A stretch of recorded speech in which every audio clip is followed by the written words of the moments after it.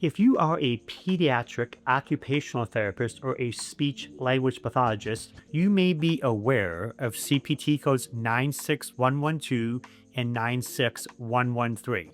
What these two codes are: developmental test administration, where you are testing fine and/or gross motor, language, social, memory, executive functioning using a standardized instrument. Now, 96112 is for the first hour of the developmental test administration. 96113 is each additional 30 minutes completing the developmental test administration.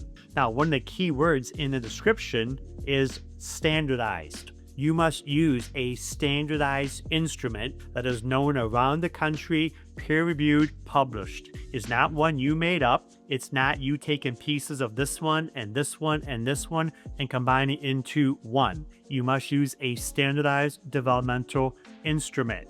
Now, this kind of testing can take the OT or the SLP more than one visit to complete. So, how do you do the billing if this test takes more than 1 day to complete? So let's just say you, as either the occupational therapist or a speech language pathologist, you begin the developmental test administration on Monday, March 17th, and you spend 1 hour initiating it, but you do not complete it. When that child returns the following Monday, March 24th, you spend another hour continuing with the developmental test administration, and you do get it completed. So when does the billing then occur? It occurs on the day you complete the developmental test administration. So on March 24th, you're going to charge 1 unit of 96112 for the first hour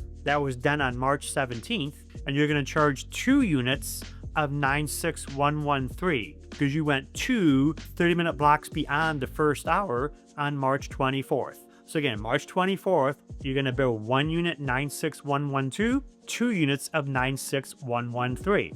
Now, March 17th, you as the OT or the SLP, I think you need to be able to document in the medical record what you did get done on March 17th, and then March 24th, what you got done. You issue on March 17th because you can't do the billing yet because it's not done, is how do you sign off on your note? So you might have to create some kind of no charge in your electronic medical record system. Then on March 24th, when the note only says you did 60 minutes that day, could that be an issue when you're trying to bill 1 unit of 96112 and 2 units of 96113? That may be something you're going to have to figure out with your specific EMR system. Now, keep in mind, these 2 codes I'm talking about, they're real, they exist. Not all payers pay for these 2 CPT codes under outpatient OT or speech in the pediatric population, or they may only pay for these 2 codes if a certain diagnosis code is on the claim form that would support you doing a developmental test administration. So again, definitely something you want to check with the insurance carrier. If you want additional information on these 2 codes, be sure to click the link below.